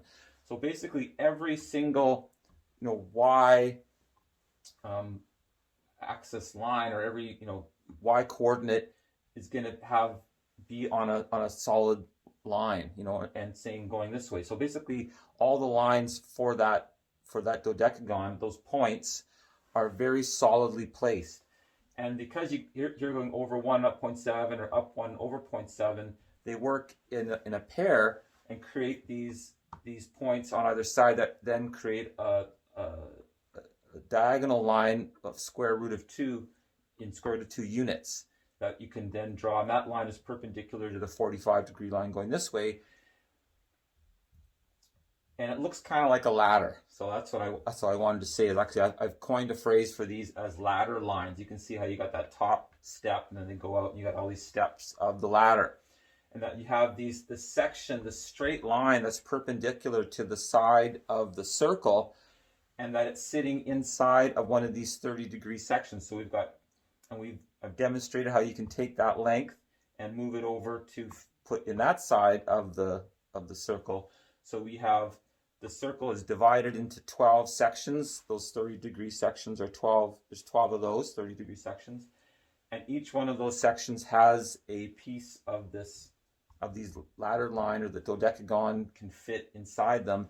And there's an equal space between them. So there's a lot of balance and symmetry there with this model. I just wanted to point that out, the strength of the positioning of these ladder lines on the grid when it's a base 12 grid.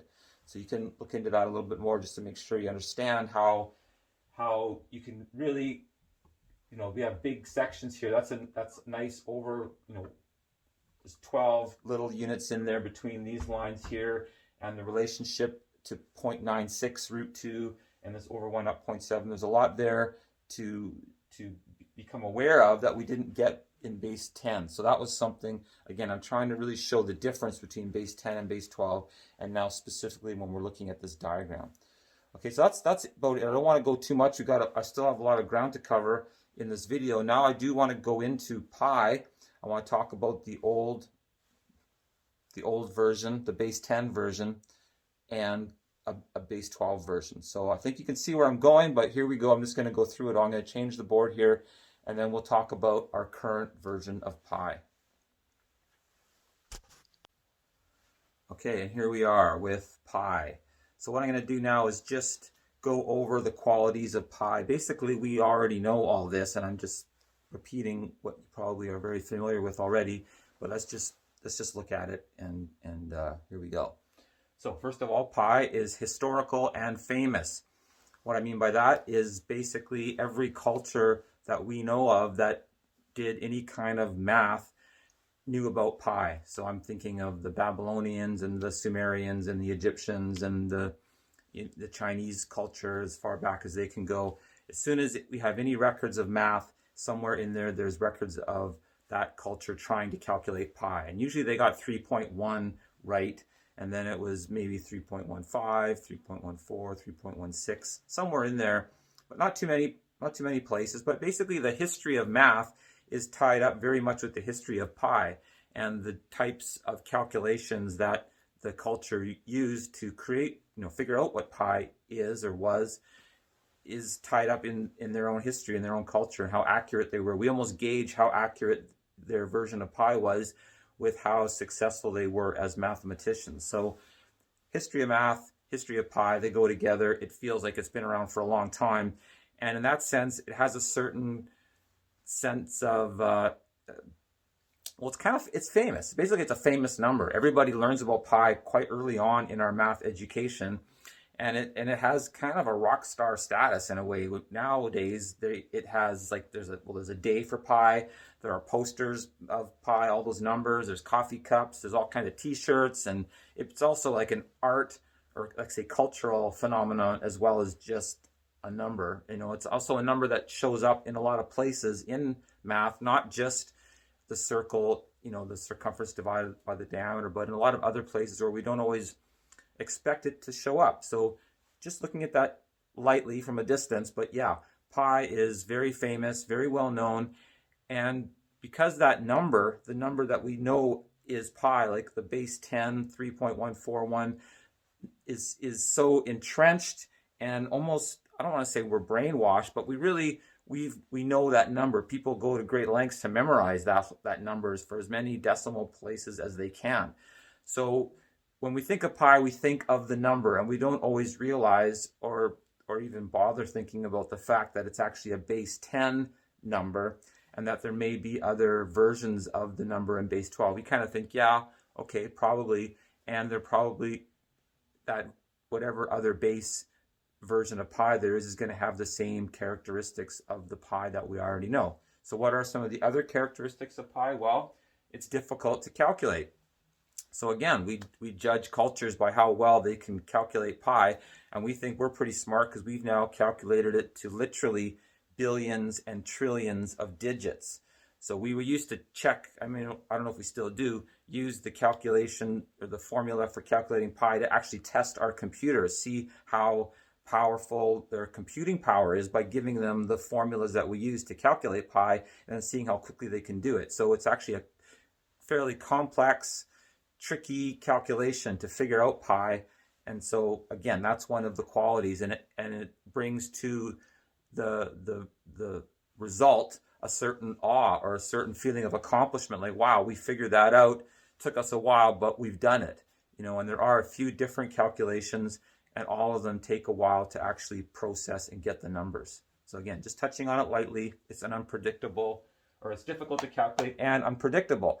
Every time we get a new number, every time we reach the end, and then we have no idea what the next number is, and that's still the case. As far as we know, it goes on forever, but we can't tell. We only ever know pi to as far as the last digit that we've calculated. We never know what the next one's going to be until the calculation has been made. So it's unpredictable, it's irrational, which basically means that it can't be written as a numerator and a denominator, one number divided into another to get the answer. It's a much more complicated formula, goes on forever. So our current model of pi, what I mean by that is when you go, say, to Wikipedia and you look on their page and it gives you all this same information there and the history and everything, on the side of that page they'll have a little kind of cartoon illustration where you have a wheel with the diameter of 1 and it's on a number line, and it marks the point where the wheel is touching the number line, and then it does a complete revolution, or it rolls out and then the wheel keeps going. That it marks the spot where it does one complete revolution, and it says, okay, that is pi, 3.141, and then the numbers kind of keep going on, and that's our model. So we can see the length of the circumference as it's spread out on the number line. So as far as problems with pi, well, that in a sense is part of the problem, in that we have to take the circumference of the circle and flatten it out basically on the number line to actually see it in action. We don't have a number line for the circle where the circumference remains the circumference. There's no number line for the circle where we can divide up that circumference and then keep going farther and farther into it and it remains the circumference. There seems to be a problem there that we don't really acknowledge it, or no one's saying there's a problem, because on the other hand, it seems to be working pretty well for us. All of our technology, all of our historical advances in science, are the fact that we've gone to the moon and to Mars and out to the edge of the solar system, and we've also been able to go deep into at the atom and to molecules and protons and neutrons and all the really small stuff. Also, all of our technology is based on base 10 math and the base 10 version of pi. So in that sense, it seems pretty successful. There isn't really a problem. The fact that we don't have a geometric pattern that somehow encapsulates pi doesn't seem to matter. We've managed to get this far on the version that we have. So in many ways, it might be like, well, there is no problem. Why are we even bothering to listen to my video? Well, okay, here's what's going to happen. That's the pi that we know right now. So I just basically spent the last hour and a half talking to you about base 12 and this dodecagon. And at the beginning of the process of creating that diagram that enabled us to divide the circle into 360 degrees, I was doing the equation of dividing the perimeter of the dodecagon by the diameter of the dodecagon, so of that polygon shape.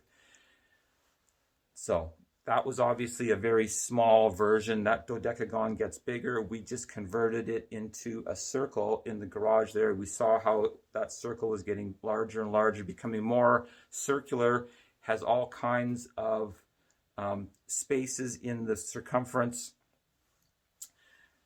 Our current model of pi is based on our definitions of a line, which is a solid line with no empty space between them, between 2 points, and everything's dimensionless points at the end, a dimensionless line.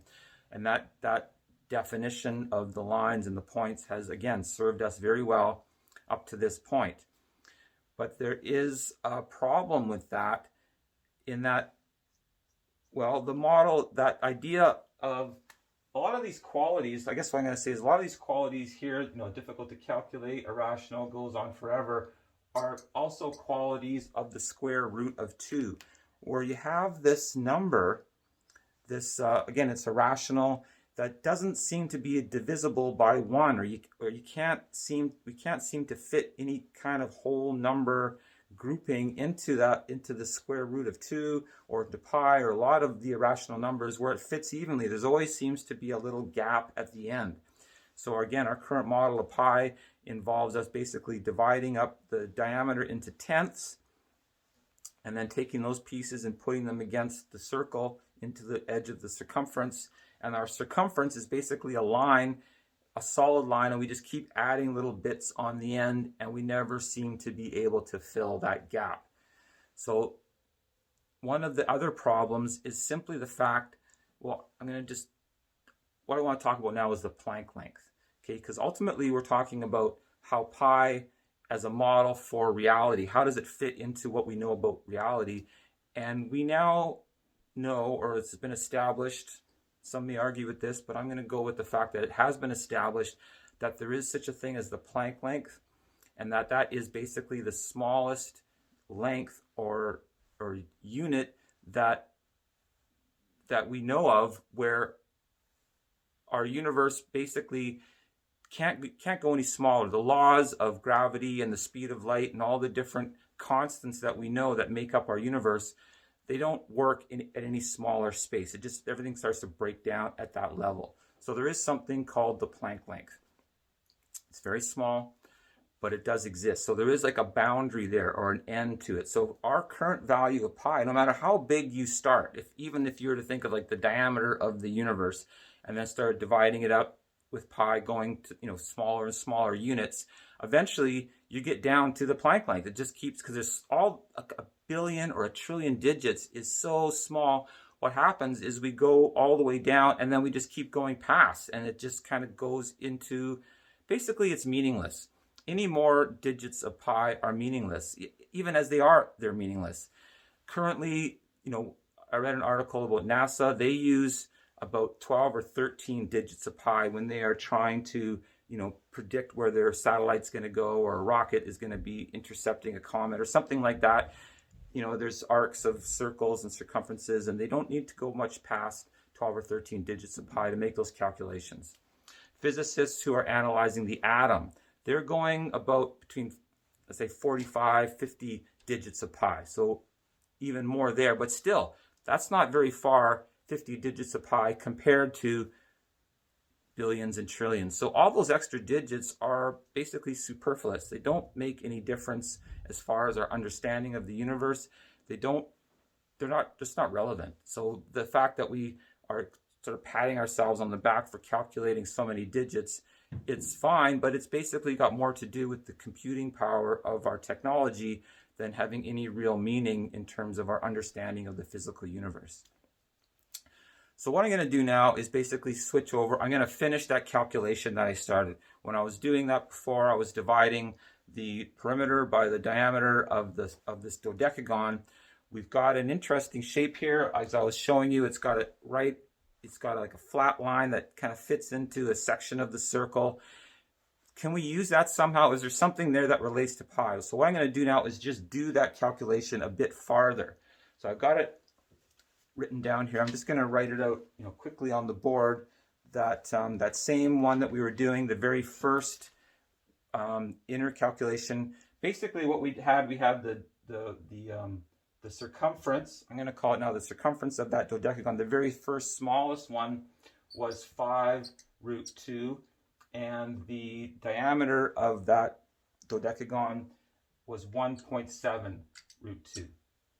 So what I'm going to do is I'm going to take away the square root of 2 for now and just treat that as units of something and just do the calculation as 5 divided by 1.7. Okay, so I was going to do that right here. 1.7 into 5, and actually what I'm going to do is I'm going to just rub that out so I got some space here. So I'm going to just do it a little bit, make sure I got enough room. Okay, so we're doing 1.7 into 5. So you moved your little, thing there. You got this. So we start with 3. Okay, you can see that all right? Yes. Okay, so 3 times 1.7 or 17 is 49. And of course, this is going to be all in duodecimals. So I'm just going to shut up now and do the calculation. Here's what it looks like.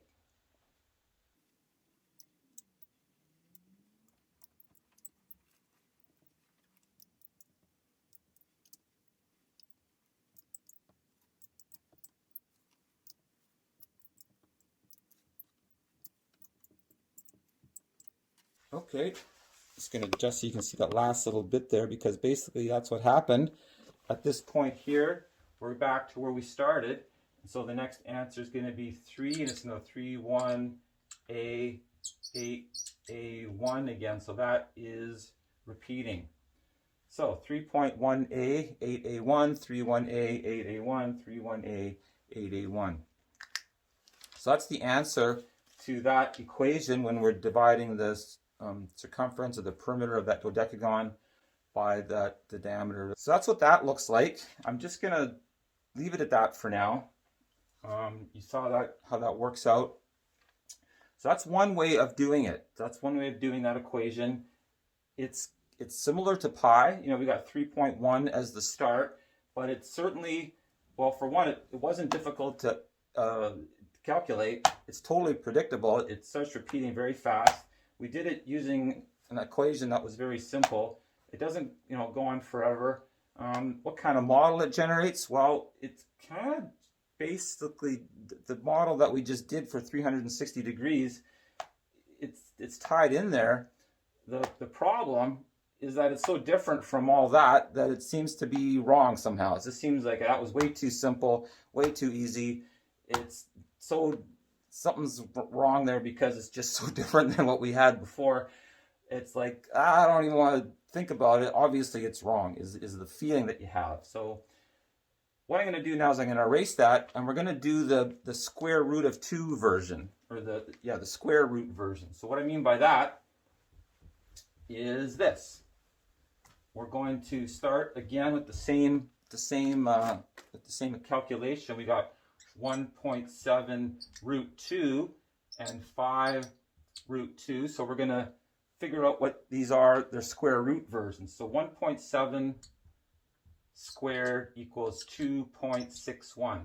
So the square root of 2.61 times the square root of 2 equals the square root of 5.02. So that's going to be our diameter of 5.02. And we're going to square root of, and we're going to be dividing it into this. Well, we know what this is already. 5 squared is 21 times, so the square root of 21 times the square root of 2 is the square root of 42. So the square root of 42 divided by the square root of 5.02 is going to be a square root. So what what is it? So you know what? No surprise, it does start out as a 9. So 9. I'm not going to actually do all this, okay? What I'm going to tell you is that if you plug this into your base 12 calculator app and you did 42 divided by 5.02, you're going to get 9.B8017191. That's as far as your calculator is going to go, but that's not the end of the equation. It does keep going for quite a long time, but it doesn't go on forever. So what I want to do now actually is just, well, basically I've got it written on the wall up here above me. I felt like I needed to be able to see it all the time. So what I'm going to do is, I feel like I want to read it off. It seems kind of funny in a way, this idea of reading off a number. You can't see it. So what I'm going to do perhaps is just take this off the thing here, and I'll just flip the camera around here. So basically, yeah, it's point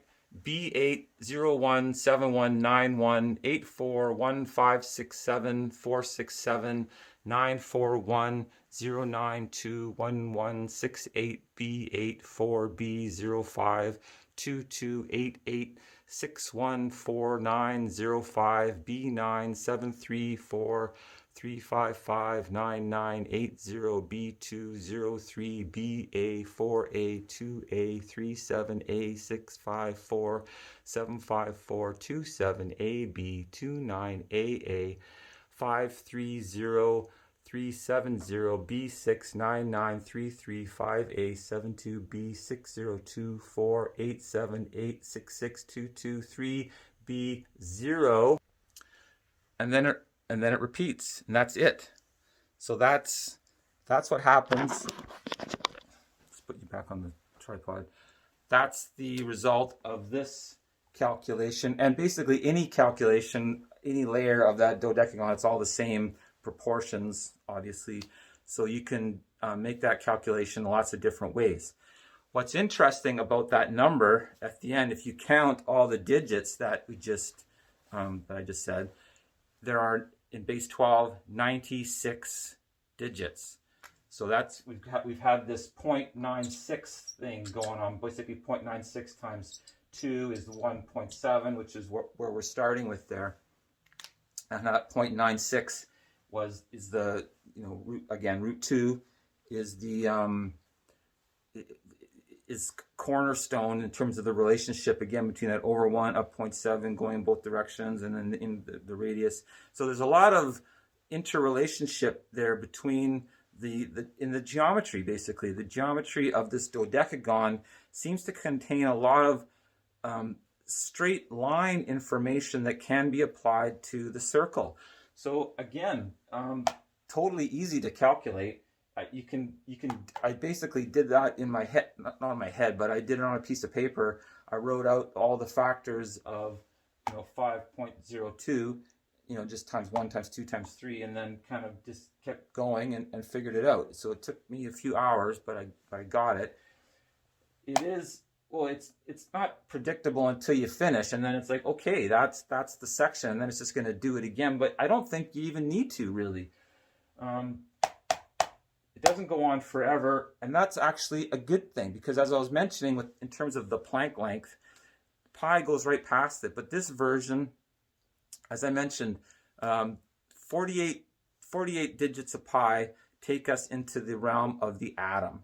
So this is 96. There's 108 in base 10 digits. So that's like as far from like where we are now to the atom, going smaller than the atom, which is down to the Planck length. So I'm going to put forth the hypothesis that pi leads us to the Planck length and then stops, that this version of pi has a relationship with the Planck length it's built into it. It's not like something that we're taking and applying to the physics of the Planck length and the speed of light and all the constants of the universe, but it's actually built into it. It's in there in the actual size of things, in the size of the atom and the size of the protons and the neutrons and the electrons and all these things, they all fit together in a way that it will, the value of pi, or the base 12 math, will emerge out of those relationships as in terms of ratios, and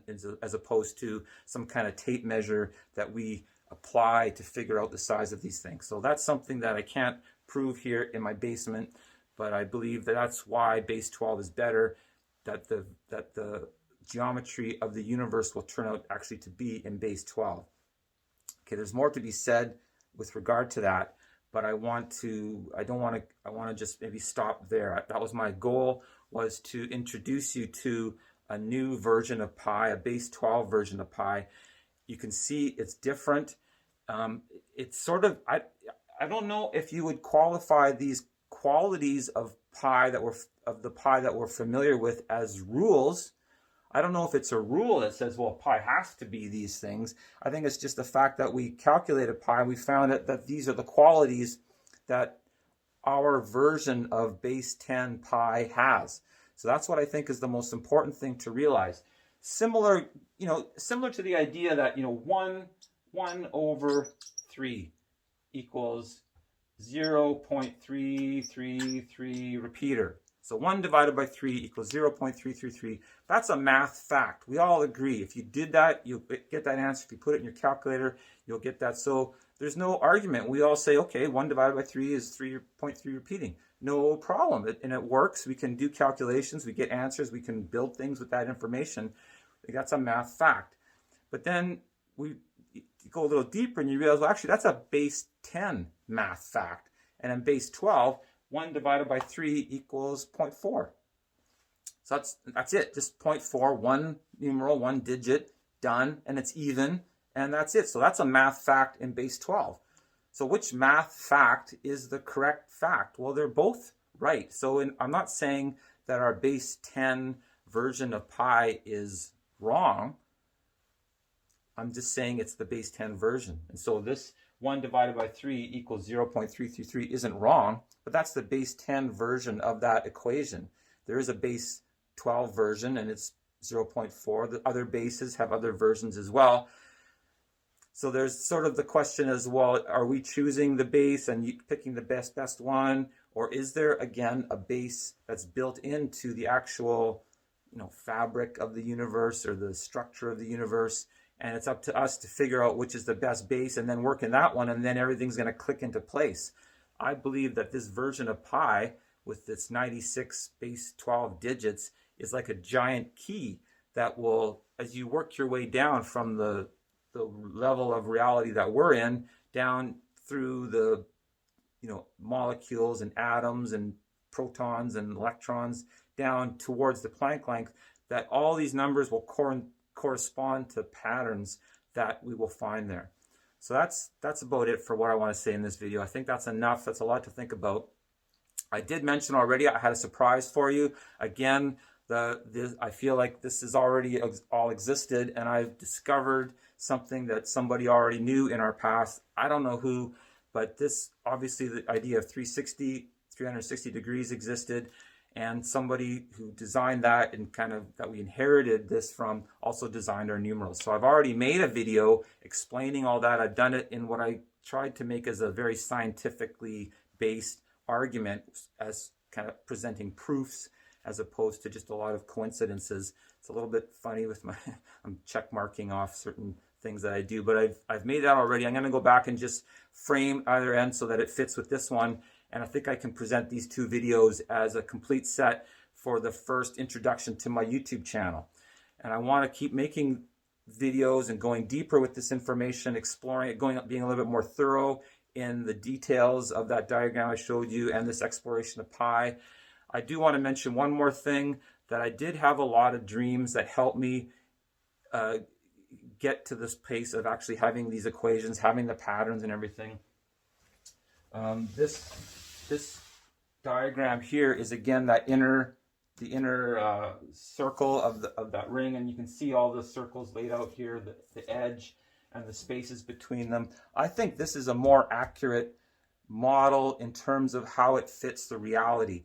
We know that in our at the small level, the atomic or the quantum realm, there's a lot of empty space down there.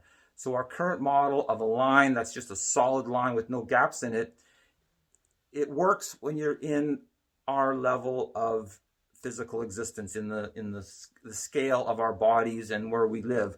But when you go down into the quantum realm, things are different, and there's a lot of empty space, and the space is dispersed evenly throughout everything. There's not like lines and then just fuzzy ends.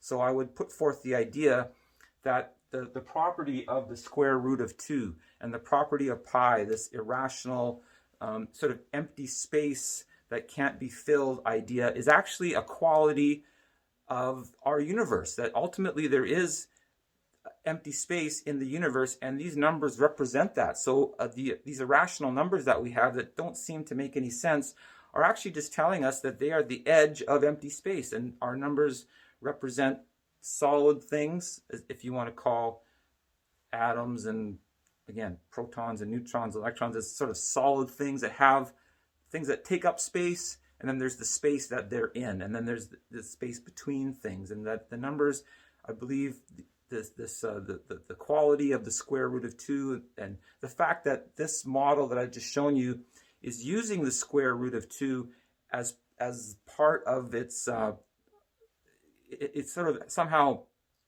has the quality of the irrational quality of the square root of 2, but it's still using that as a part of its overall the framework to create a circle. Basically, circles have a relationship with the square root of 2.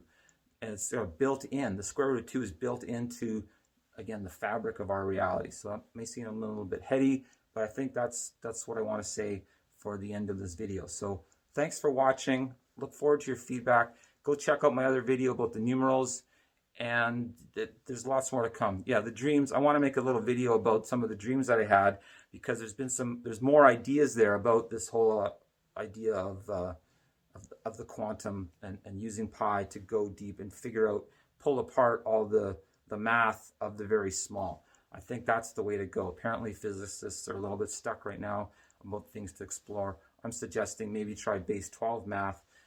Could be some stuff there. Some of the dreams I had are really interesting. I want to share them with you because they also kind of hint at directions to go. So again, hope you enjoyed this. Thanks for watching. Bye for now.